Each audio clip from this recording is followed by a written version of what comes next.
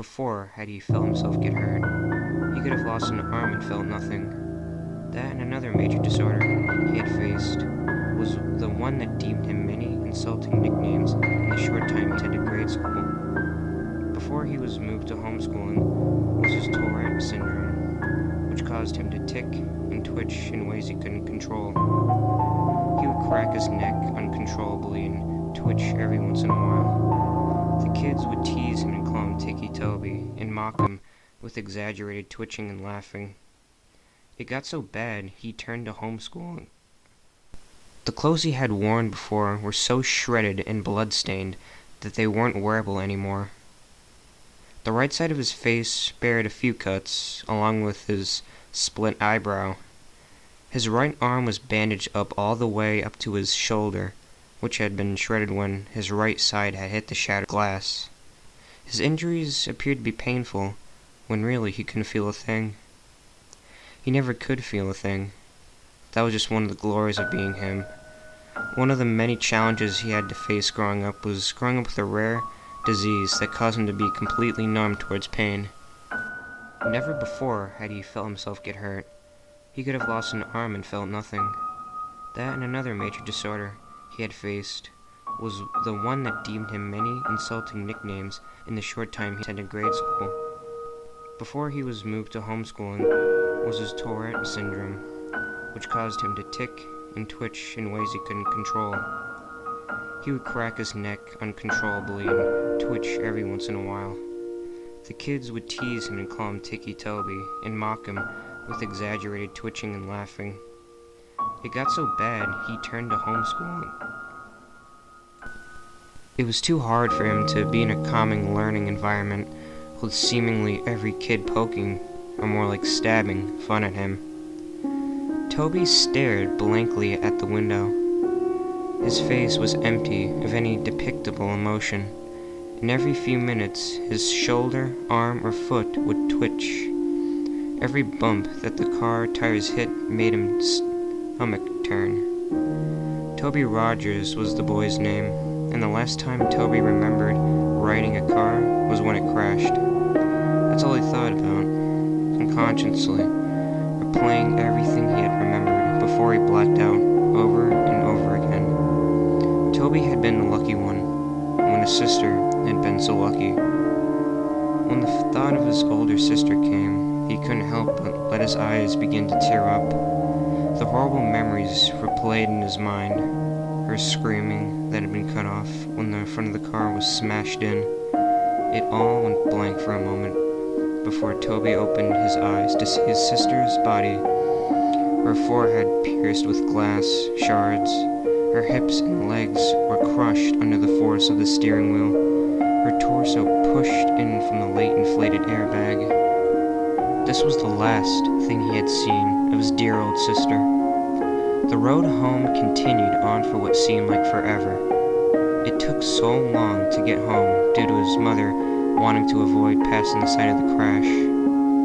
When the surrounding gave into a familiar neighborhood, they had both seemed more ready to get out of the car and step back into their home. It was an old neighborhood, with quaint little houses all next to each other. The car drove in front of a little blue house with white window panes. They both quickly noticed the old vehicle that was parked in front of the house, and the familiar figure who stood out in the driveway. Toby felt automatic anger and frustration take over him at the sight of his father who wasn't there. His mother pulled the car up into the driveway beside him before turning off the engine and preparing to step out and face her husband. "Why is he here?" Toby said quietly as he looked back at his mother, who reached to open the car door. "He's your father, Toby. He's here because he wants to see you," his mother responded with a monotone voice, trying to sound less shaky. Yet he couldn't have driven up to the hospital to see Lyra before she died. Toby narrowed his eyes out the window. "He was drunk that night, honey. He couldn't drive." "Yeah, when is he not?" Toby pushed open the door before his mother and stumbled out onto the driveway, where he met his father's gaze. before looking down at his feet with a stern expression. His mother stepped out behind him and met her husband's eyes before walking around the car. His father opened his arms, expecting a hug from his wife, but she walked past him and put her arm around Toby's shoulder and influenced him to begin walking inside. "Connie," her husband began to say under a raspy voice. "What, no welcome home hug, huh?" She ignored her husband's obnoxious words and walked past him with her son under her arm. "Hey, he's 16. He could walk by himself." His father began to follow them in. "He's 17. Connie glared back at him before opening the door to the house and stepping inside. "Toby, why don't you get in your room to rest, okay? I'll come get you when dinner's ready." "No, I'm 16. I could walk by myself," Toby said sarcastically, and glared back at his father, before stumbling up to the small staircase and turning into his room, where he slammed the door violently. His little room didn't have much in it, just a small bed, a dresser, a window, and his walls that had a few framed pictures of his family, back when they were a family. Before his father became an alcoholic and acted violently towards the rest of his family, Toby remembered when he was arguing with his mother and he grabbed her by the hair and shoved her to the floor. And when Lara had to try to break it up, he pushed her and she hit her back on the corner of the kitchen counter. Toby could never forgive him for what he did to his mother and sister. Never. Toby didn't care how much his father beat him down. He couldn't feel it anyway. What he did care about was how he intentionally hurt the only two people he cared about. And when he was waiting in the hospital, where his sister took her last few breaths, the only person who didn't rush there was his dad. Toby stood by the window and looked out on the street. He could have sworn he saw things out of the corner of his eye, but quickly blamed it on the medication he had been put on. When dinner time had come around and his mother called up to him, Toby came down the stairs and hesitantly sat down at the table across from his father, and in between his mother and an empty chair. It was quiet as his parents picked at their food, but Toby refused to eat. Instead, he just watched his dad, the blank stare. His mother caught onto his stare towards his father and elbowed him slightly. Toby looked down at her slightly, and looked down at his uneaten food, in which he didn't touch. Toby laid in bed. He pulled his covers over his head and stared at the window. He was tired, but there was no way he would fall asleep. He couldn't. There was too much to think about. He had been debating on whether or not to follow his mother's directions and forgive his father, or continue holding a grudge with his boiling hatred. He heard his door creak open, and his mother padded into the room and sat on the bed next to him. She reached over and rubbed his back, which had been turned to her. "I know it's hard, Toby. Trust me, I understand. But I promise you it will get better," she said softly. "When is he going to leave?" Toby said with an innocent tone in his shaky voice. Connie let her gaze fall down to her feet.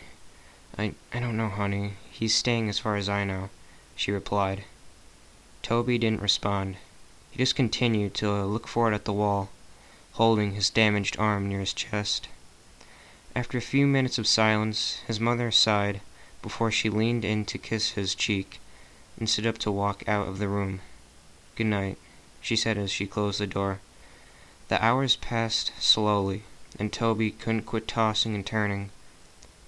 Every time he let his imagination take over, he heard the screeching of tires, the screaming of his sister. He could uncontrollably jerk in bed. He threw off his covers laying on his back.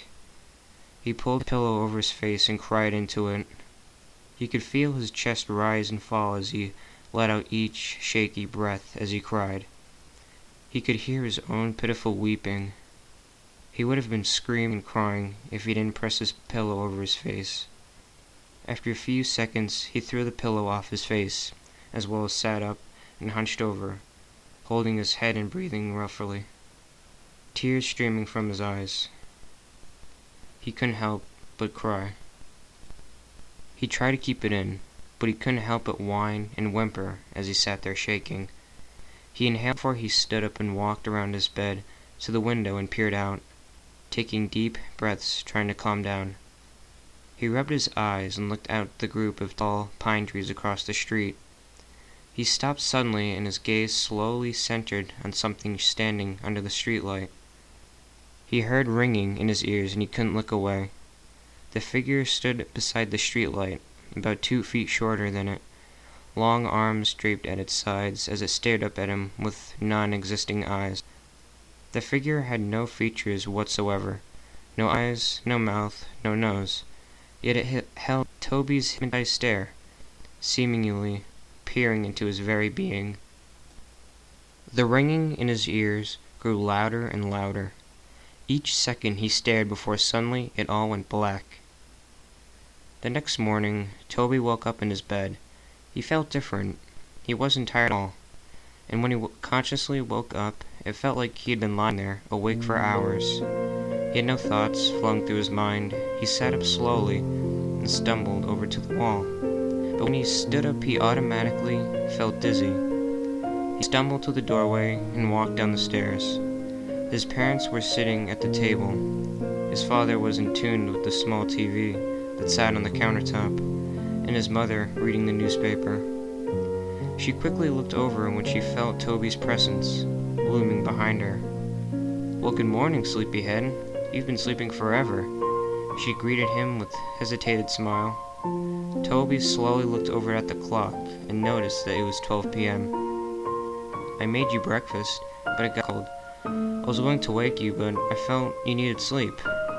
Her expression fell from happy to worried as her son resisted responding to her. "Are you all right?" Toby stumbled over and sat by his father. He felt as if he was an idol and had no control over his actions. He was seeing everything he did, but it didn't seem to register in his brain properly. He reached out to his father's arm, but his hand ended up getting slapped. His father turned to him abruptly and pushed his chair over his foot. "Don't touch me, boy," he yelled. His father stood up. "All right, knock that off. That's the last thing you need." The days went by, and things continued on as they were. Connie spent most of her time cleaning up the house, and her rude husband spent most of his time ordering her around. It was just how it used to be before the crash. Toby never really left his room. He would sit by his bed and tremble. His mind would wander, but his thoughts changed too fast to be remembered. He would pace around his small room like a caged animal, or stare out the window. Like the unhealthy cycle continued. Connie continued to be pushed around by her husband, being way too submissive to him, and Toby remained in his room. Before he could think twice, he would begin to chew on his hands, tearing the flesh from his fingers. He would gnaw his hands until they bled. When his mother walked in on him while he was doing so, she reacted horribly. She rushed him downstairs and grabbed the first aid, wrapping his hands in it. She demanded that he wouldn't leave her side from then. He isolated himself so much that he grew to hate being around others. His memory grew glitchy as well. He'd start missing memory of minutes, hours, days, and so on. He would begin talking nonsense about things completely unrelated to conversations he would have. He'd go off about seeing things, sharks in his sink as he washed the dishes, hearing crickets in his pillows, and seeing ghosts outside his bedroom window. All the nonsense landed him in a counselor's office. His mother grew too anxious about his mental health. She decided it would be good for him to talk to a professional about what he was feeling. Connie walked Toby into the building, holding his hand and guiding him in. She walked up to him to the front desk, beginning to talk to the lady who sat behind it. "Miss Rogers?" the lady asked. "Yeah, that's me," Connie nodded. "We're here to see Dr. Oliver. I'm here with Toby Rogers." "Yes, right this way." The lady stood up and led them down a long hallway. Toby looked at the framed artwork down the halls and tuned into the sound of the lady's high heels on the hardwood floor. She opened the door to a room with a table and 2 chairs. "If we can get him to sit in here for a few minutes, I'll get the doctor."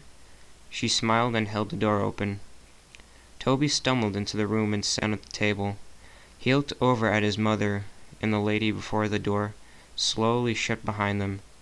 He looked around the room before he held up his tightly bandaged hands and began to bite at the bandages to unwrap his hands, but was interrupted as the door swung open and a young woman in a black and white spotted dress and light blonde hair stepped in, holding a clipboard and a pen. "Toby?" she asked with a smile. Toby looked up at her head and nodded. "Nice to meet you, Toby. My name is Dr. Oliver." She put her hand out for him to shake, but hesitantly pulled away when she noticed his bandaged hands. "Oh." She smiled nervously before clearing her throat and sitting in the chair across the table from him. "So I'm going to ask you a few questions. Try to answer them as honestly as possible, okay?" She placed her clipboard down on the table.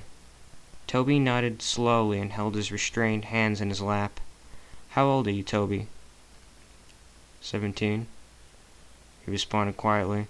She wrote that down on the paper that was clipped to the clipboard. "What is your full name?" "Toby Aaron Rogers." "What is your birthday?" "April 28th. "Who is your immediate family?" He paused for a minute before answering her question. "My mom, my dad, and..." He stopped.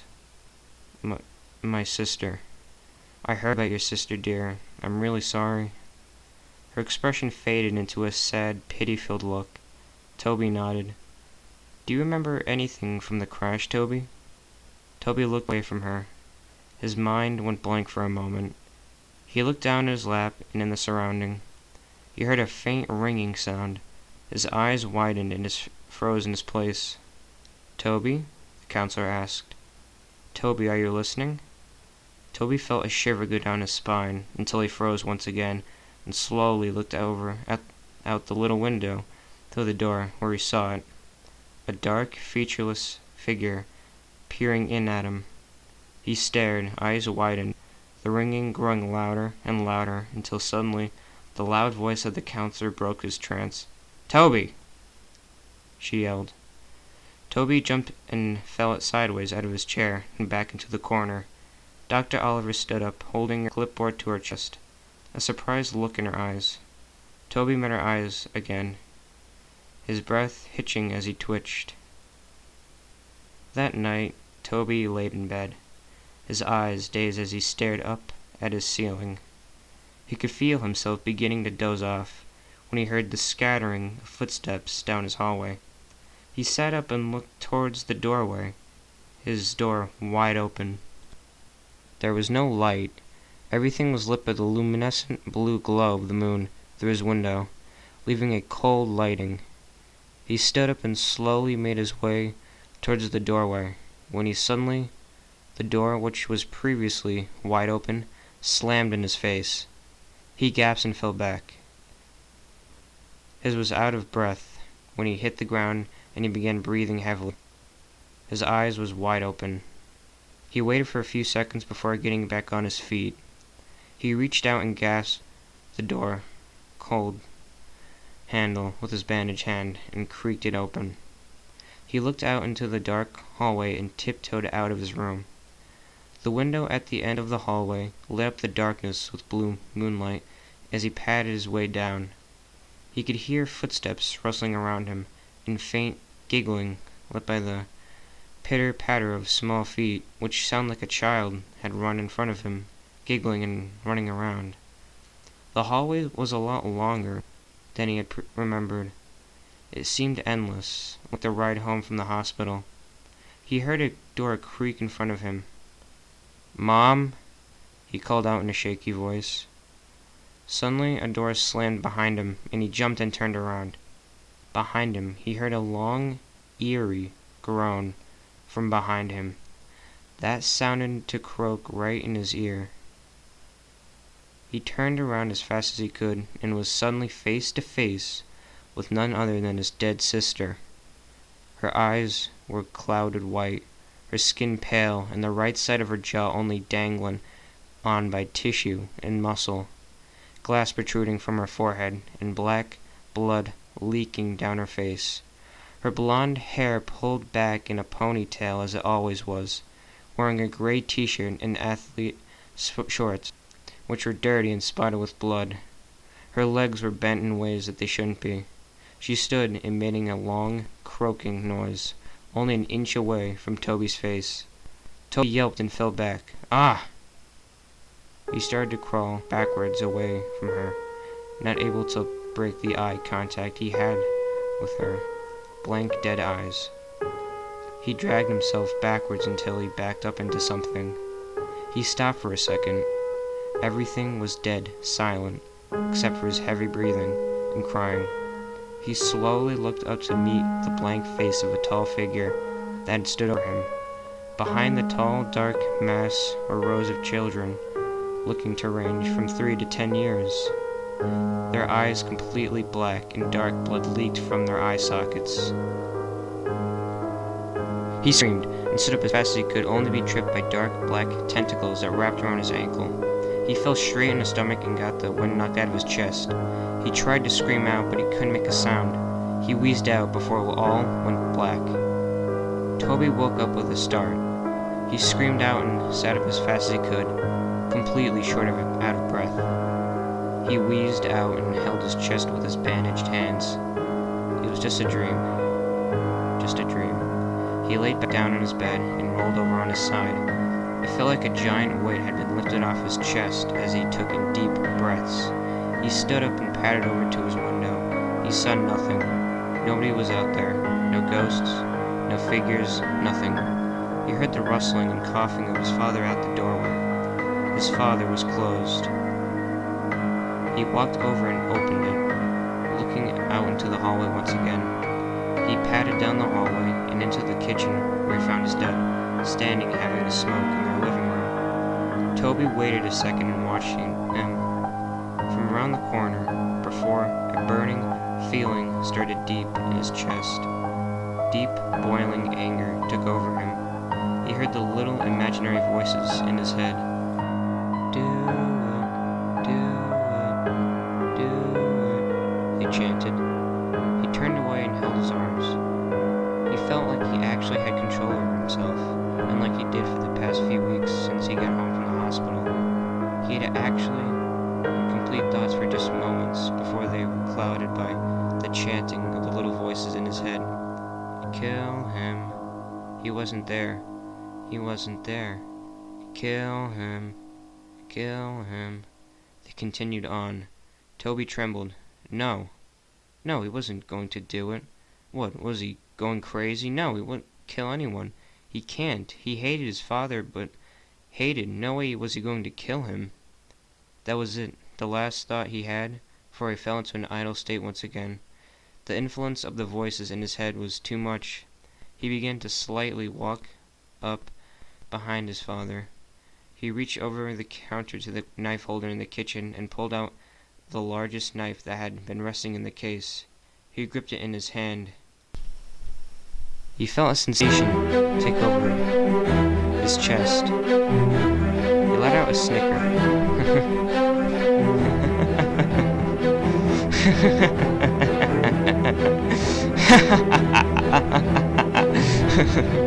He began laughing so hard he had to grasp for breath.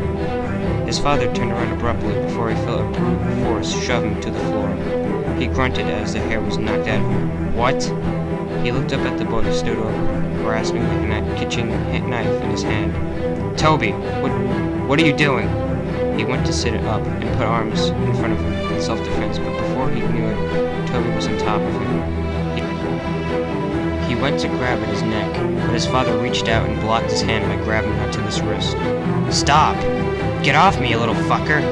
He yelled, and with his other hand he threw an off-center punch towards Toby's shoulder. But he didn't stop. The look in Toby's eyes was not sane. It looked as if a demon had taken over him. yelled back and went to stab the knife into his father's chest, but he blocked him and grabbed onto his wrist once again. He went to shove him back, but Toby kicked out his feet in front of him and landed a hard blow straight to his face. His father recoiled and pulled his arms away to cup his face, but Toby got back up and drove the knife straight into his shoulder. His father let out a loud cry and went to pull the knife out. Before he could, Toby threw his fist straight into his face. He began to pound his fist into his head, laughing and wheezing. He cracked his neck and grabbed the knife and ripped it out of his shoulder. He drove it deep into his dad's chest and repeatedly stabbed into his torso, blood spilling out and getting splattered everywhere. He'd stop until his father's body went still. He threw the knife over to the side and leaned over his body, coughing and panting. He stared at his smashed-in face and sat there twitching until a loud scream broke the silence.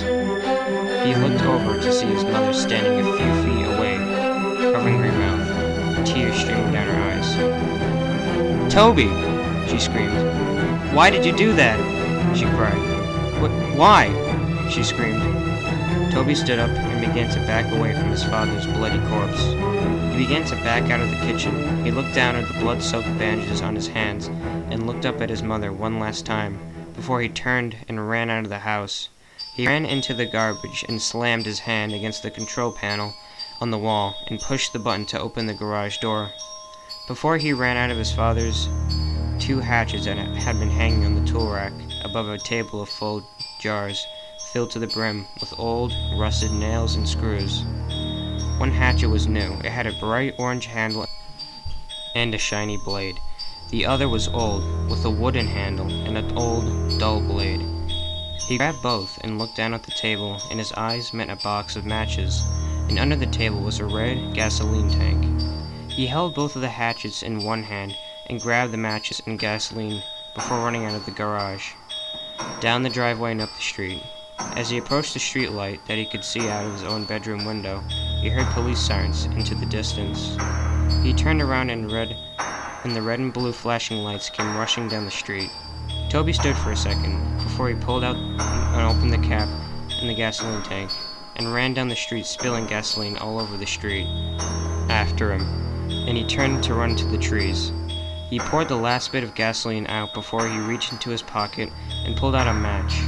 He struck it against the box and immediately dropped it. In an instant, flames burst out and around him. The fire caught onto the trees and bushes around him, and before he knew it, he was surrounded by fire. The silhouettes of police cars were visible through the flames as he backed away into the forest around him. He looked around, but his vision was blurred. His heart was pounding, and he closed his eyes for a moment. That was it. This was the end. Toby felt a hand on his shoulder. He opened his eyes and looked over to see a large, white hand with long, bony fingers that rested on his shoulder. He followed the arm that was attached to the hand up to a towering, dark figure. It appeared to be wearing a dark, black suit, and its face was completely blank. It towered over Toby's small frame and looked down on him. Tentacles reached out from its back. Before Toby knew it, his vision was blurred, and he was surrounded by the sound of ringing in his ears. Everything went blank. That was it. That was the end. That was how Toby Rogers died. A few weeks later, Connie sat in her sister's kitchen. Her sister Lori sat next to her drinking a cup of coffee. About 3 weeks ago, Connie lost her husband and her son. And a few weeks before, she lost her daughter to a car crash. Since then, she moved in with her sister.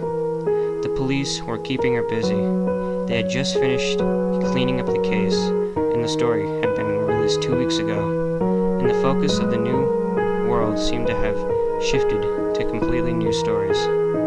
Lori switched on the TV to a news broadcast. On the TV, the news reporter began introducing the new headline. "We have breaking news. Last night, there has been a reported murder of 4 individuals. There are no suspects yet, but the victims were a group of middle kids who had been out in the woods late last night. The kids had been bludgeoned and stabbed to death. The investigators had discovered a weapon at the crime scene, which appears to be an old, dull-bladed hatchet, as you can see here. The picture changes to shows snapshots of the weapon exactly as it is, left on the crime scene. Investigators had pulled the name of a possible suspect, Toby Rogers, a 17-year-old boy who a few weeks ago had stabbed his father to death and tried to cover up his escape by setting a fire in the streets and the forest or area around the neighborhood. Although they had believed the young boy had died in the fire, the investigators suspect that Rogers may still be alive due to the fact that his body was never found.